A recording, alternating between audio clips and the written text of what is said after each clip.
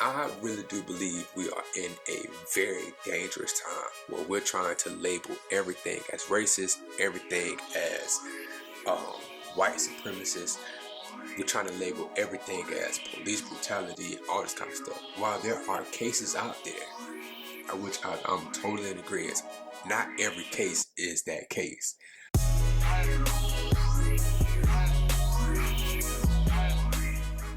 What's up, everybody? Today is the day that the Lord has made. Let us all rejoice and be absolutely glad in it. I'm super excited to be starting back up my YouTube channel. And I wanted to start off by saying it's been a long time coming. I literally had some, just some battles within myself on how can I approach my YouTube channel and how can I be able to just tell the truth without being without having to apologize for what I'm saying. So, with that being said, I'm back. Unchained Expressions. We are here, and we're gonna tell the truth. We're gonna look at the facts for what it is. We're gonna talk about a lot of different situations. We're gonna talk about marriage. We're gonna talk about politics. We're gonna talk about policies, legislation. We're gonna talk about what is not being done in our communities. What can we do in our community so that way we can be better as a people, and so that way we'll be able to experience the level of supernatural favor that God has on us in a great and mighty way. But I want to start off by saying this. What's going on in America right now, it's not by coincidence. This is very well strategic, and the enemy has a serious plan. Now, you can take what I'm saying and you can be like, oh, man, what is he talking about, man? He don't know what he's talking about. Well, let's get into this. So yesterday, we had a young girl who was shot and killed by the police. Now, there's a lot of outrage and a lot of people upset about what the police officer did and how he should have did his job. But nobody's talking about how the young girl literally turned around, came out of the house, she pushed one girl down, then a black man kicks the girl that was falling on the ground in the head. Then they don't talk about how the girl was literally about to stab the other girl that she apparently called the police on. There's a lot going on in this whole, I want to say, a minute clip that has been presented. And it baffles me that as a community, we got caught up in the news articles when it first came out, less than a couple of hours or just a couple of minutes after the Derek Chauvin case, which we're going to talk about in this video as well.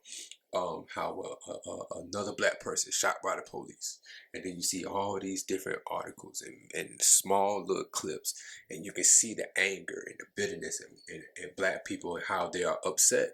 And I'm saying like, man, hold on, I'm gonna back off a little bit because I ain't really seen nothing just yet. Let me back off with us one and just let me get into it. And I said, how can I come back with a bang? Well, this is the bang. I totally agree with the police officer. You want to know why I agree with the police officer? Because when the police officer got there, the police officer got there with the intentions to de-escalate and to find out what is going on. Now, there's one thing that I'm kind of waiting on to see. I'm waiting on to see the police call. I want to see the 911 call. That's what I want to hear. I want to hear the 911 call, and I want to hear how that call went.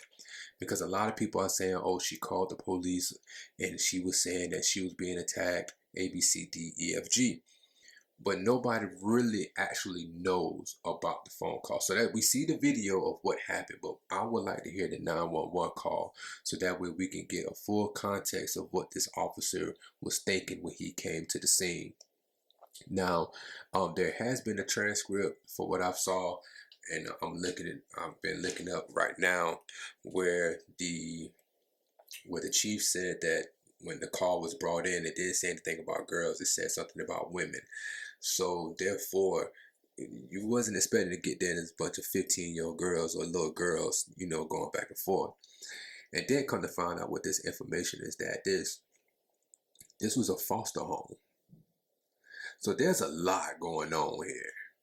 There's a lot going on with this situation, which is a sad situation, to be honest with you, because you got to look at it from this perspective. You have a group of black girls. They fighting. They getting into it. You got one black girl who was pinned up, about to get her life taken from a knife. And now you have a police officer who is standing outside who whole intentions, I don't think this was a racist act at all, to be honest with you. He had a choice to make. And by law, if you are a gun carrier, such as myself, you have the right to, if you see someone that's an imminent threat or imminent danger, you have the right, as a carrier, police officer, whatever, to shoot and kill. So if I see somebody, I'm a regular citizen, I see somebody who is defenseless against somebody else, someone has a gun pulled on them, whatever the case may be, I have the right. It's kind of like my duty to literally go and help defend that person. Now, a question that's been baffling in my head, if the police officer wasn't there, would this story be, would this be a story? No, it wouldn't. Why? Because it's your everyday, your average thing in the hood. Another black person killed. Knowing the thing, she'll probably just be in jail, have to suffer for the rest of her life, and then want to be dead. But see, in this case, it's kind of awkward because it's a white police officer. But then here's my another question I ask myself, just sitting here thinking today, like, what if that was a black police officer? Because a black police officer did show up on the scene just shortly after. What would have been his thoughts? What would he have did? And would this have been a story? I really do believe we are in a very dangerous time where we're trying to label everything as racist, everything as white supremacist.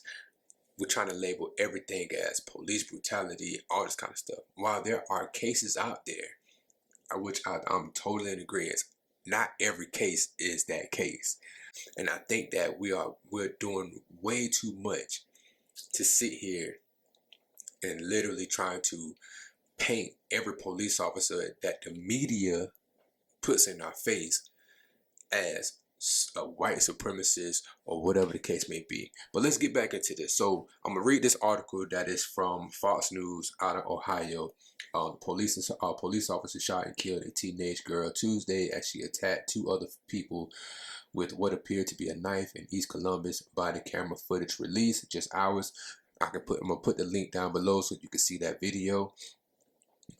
Released just hours after the fatal shooting shows. Police were called to the scene around 4:30 on a report of someone attempting to stab others at a home. As soon as the police pulled up, a young female can be seen tackling another female to the ground with what appeared to be a knife in her hand.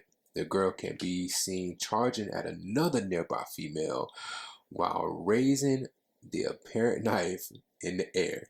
When you see the video, you gonna ask yourself, or you gonna say to yourself, oh, I thought. At which point the officer fired multiple shots, fatally wounding the attacker. The young girl ended up, who don't look like a young girl, by the way. She looked like she about a good 20 something. Like, it was a big girl, you know, and no disrespect, but she was a healthy girl. Article goes on to say she came at them with a knife. The officer can be heard saying, as the other officer tended to the girl on the ground. The Ohio Bureau of Criminal Investigation is now investigating the incident, but Columbus Police Department Interim Chief Michael Woods said during the press conference late Tuesday that his department wanted to release the body cam footage as soon as possible for transparency. Let me tell you something. They saw that article and said, hold on, this ain't on us. That's what they did. That's exactly what they did. They said, hold on, this ain't on us. We let's be transparent about this one. And the proper steps were taken. The proper steps were taken. This is what they said, and we want to make sure we get it out there so it's not a narrative that paints this police officer as being racist or anything like that. Nah, we're gonna put this one out here. We took some unprecedented steps Tonight, Wood said we've never been able to release video this fast, but we thought it was important to share with the community, to be transparent about this incident, to let them have some answers that we can provide tonight. He added that investigators will look into whether the fatal shooting complies with state laws that says deadly force can be used to protect yourself or protection of a third person. Just said that. Just said it. It's a tragic day in Columbus, and tragic day in the city of Columbus. It's a horrible, heartbreaking situation. Gifter said Tuesday night, the city of Columbus lost a 15-year-old girl today. We know based on this footage, the officer took action to protect another young girl in our community, but a family is grieving tonight, and this young 15-year-old girl will never be coming home. Put it like this. As we can see, that I truly believe that this shooting is justified. It really do sucks.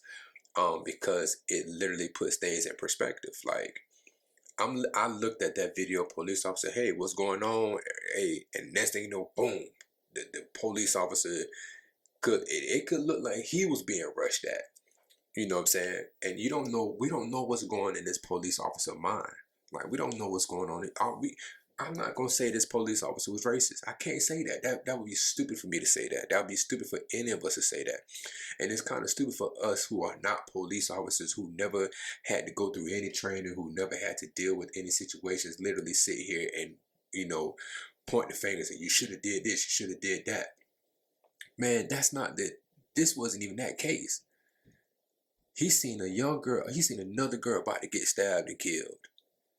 Black girl at that we not talking about. We're not talking about the black girl that was pinned up like this. She was coming like this, and then it just went like this. So you can see I'm coming, but then it come like this. They going for that girl neck.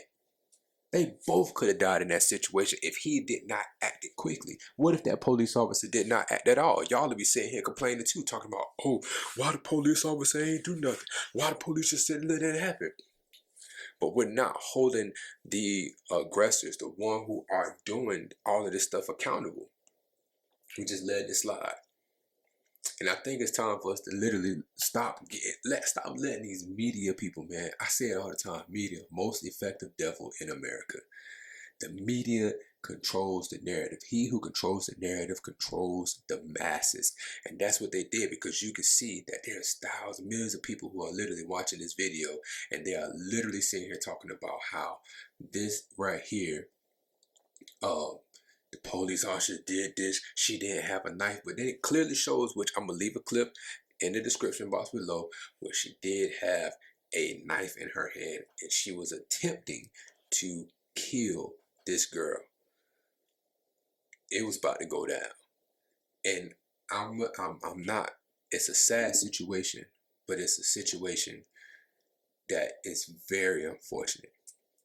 And it all happened right after, here's the thing, that it all happened right after the Derek Chauvin case, which, happened about a good year ago, where Derek Chauvin literally had his knee on the neck of George Floyd. And there was this, huge thing where we was praising George Floyd, which I don't think nobody should have been praising George Floyd, because he wasn't the perfect person, and neither was Derek Chauvin. They both was trash, to be honest with you.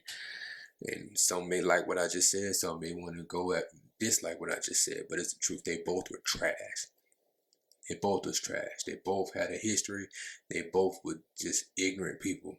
Derek Chauvin had this thought where he was just whatever, and George Floyd was a drug addict. He wasn't a good person at all. And for the community, the black people, to praise as if he was just some perfect person, he wasn't. But what happened to his life should not have happened. So for me to make that clear. But at the end of the day, yesterday, 420 was a great day, but also a tragic day.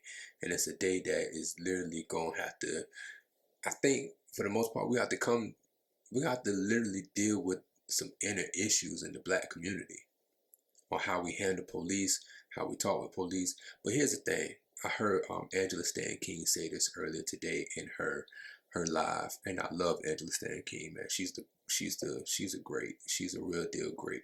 She said that when you put laws in place that have children okay to to have children disrespect their parents, meaning parents cannot literally, discipline their children anymore. So it makes it easier for children to discipline. It makes it easier for children to disrespect their parents. What makes you think they're not going to disrespect the police? So all of these, I think what we need to get to is trying to figure out what laws are on the books. And once we get to the point where we figure out what laws are on the books, we'll be able to handle some of these situations different, and we'll be able to literally champion to get a lot of these laws changed. Because once we get these laws changed that are unnecessary, especially the ones that goes against parents disciplining their kids, getting the government out of our homes, I think we'll be able to really see some major change in our communities. But yesterday, it was a very unfortunate situation that should not happen. And I don't think that we should be going out there marching for something that I believe that was justified, and that literally gives that literally puts things in perspective, when there could have been 2 black lives lost that day, 1 black life lost that day, and 1 inside of in prison. But instead, that police officer took a life to save a life.